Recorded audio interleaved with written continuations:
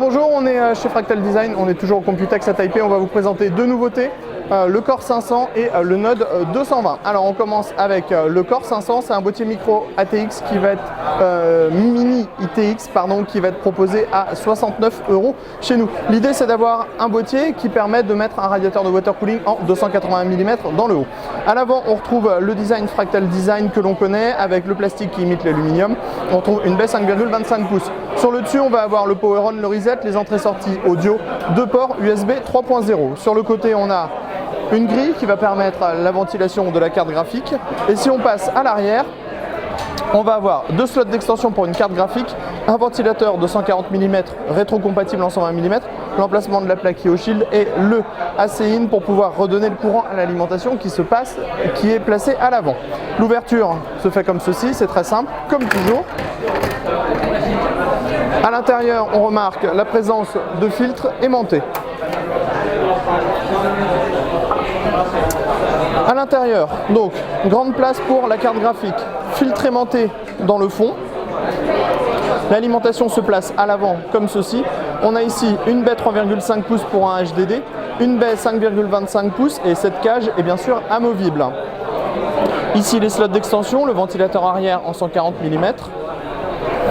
Si on tourne de l'autre côté, on trouve une platine qui permettra de monter deux disques durs en 3,5 pouces, deux SSD en 2,5 pouces. Enfin, dernière fonctionnalité, on trouve à l'avant un autre emplacement de 2,5 pouces.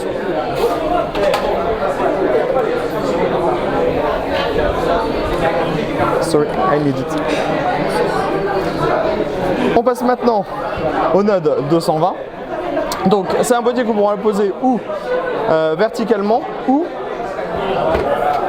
horizontalement, comme vous voulez. Donc l'idée c'est Node 202, pardon, Node 202, je me suis trompé. Donc l'idée c'est de le poser ou verticalement ou horizontalement, soit d'en faire par exemple une console de salon ou un HTPC. On est sur une fabrication plastique un petit peu brillant sur le dessus, c'est très bien fait. On a les entrées-sorties audio, les USB 3.0, le power on. Ça s'ouvre très facilement comme ceci et on voit c'est filtré à l'intérieur au niveau du ventirad CPU.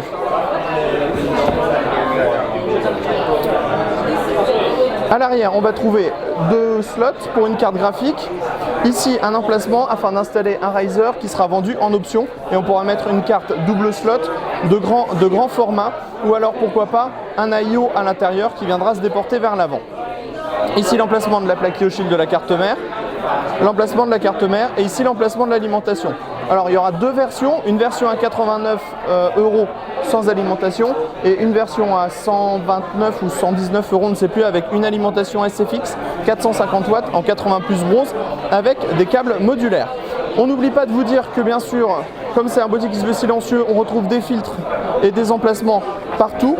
Sous l'alimentation, on trouve un filtre amovible. Et on trouve également un filtre à ce niveau-là, sous les deux emplacements en 120 mm. On était au Computex, on était chez Fractal Design et on vous dit à très bientôt.